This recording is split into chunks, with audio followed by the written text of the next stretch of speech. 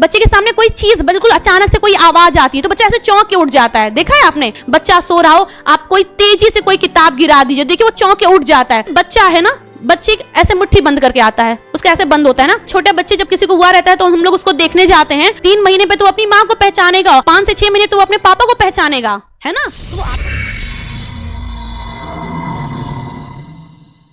ये देखिए मोरो रिफ्लेक्शन है। मोरो का मतलब क्या है? मोरो रिफ्लेक्शन, जिसको स्टार्टल रिफ्लेक्शन भी कहा जाता है, ये क्या होता है? जब बच्चे के एक तरीके से क्या होता है, जब हम बच्चे के सामने कोई चीज बिल्कुल अचानक से कोई आवाज आती है तो बच्चा ऐसे चौंक के उठ जाता है। देखा है आपने, अपना हाथ पर ऐसे बिल्कुल फैला लेता है, देखा होगा।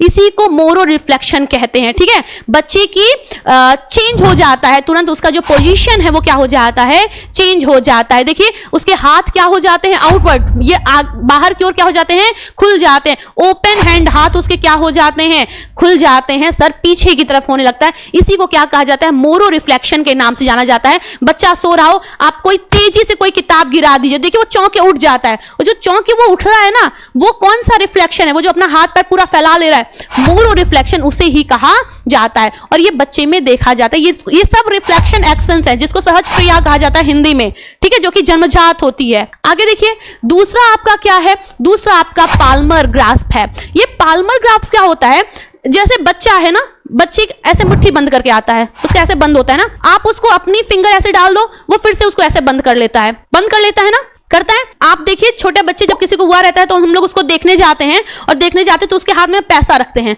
और बच्चा ऐसे पैसे को बिल्कुल ऐसे पकड़ लेता है, ठीक है। आप अपनी उंगली रखते हैं, उंगली वो बिल्कुल ऐसे पकड़ लेता है और हम कितना खुश होते हैं कि बच्चा पैसा पहचान रहा है। देखो देखो अभी से पैसा पहचानता है, या देखो देखो अभी अपनी बुआ को, अपनी मासी को, अपनी नानी को, जो भी है उसको पहचान रहा है, उसकी उंगली पकड़ा है। अरे वो किसी को नहीं पहचानता, 3 महीने पे तो अपनी माँ को पहचानेगा, 5 से 6 महीने तो अपने पापा को पहचानेगा, है ना। तो वो आपको कैसे पहचानेगा, नहीं पहचानेगा।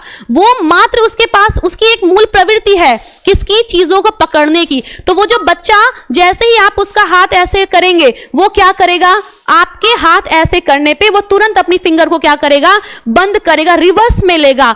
इसी को क्या कहा जाता है, पाल्मर ग्रास्प के नाम से जाना जाता है, ठीक है।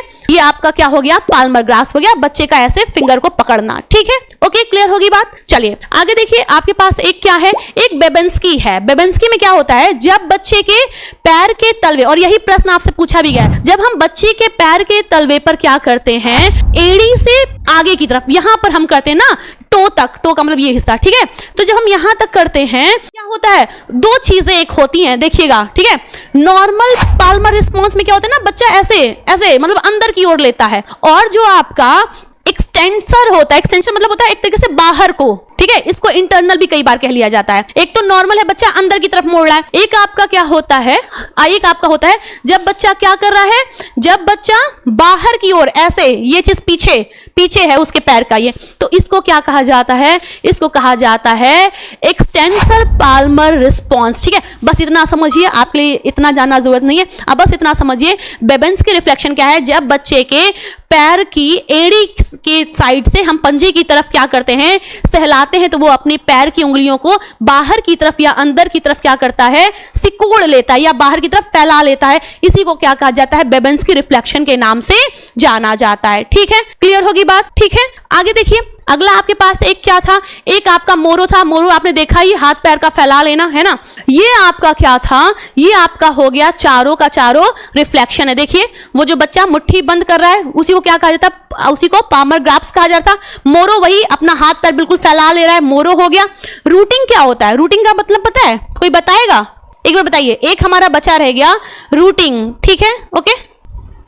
दिव्य शक्ति होगी भाई, दूसरे दिन अगर पहचान लिया तो कोई दिव्य शक्ति होगी, ठीक है।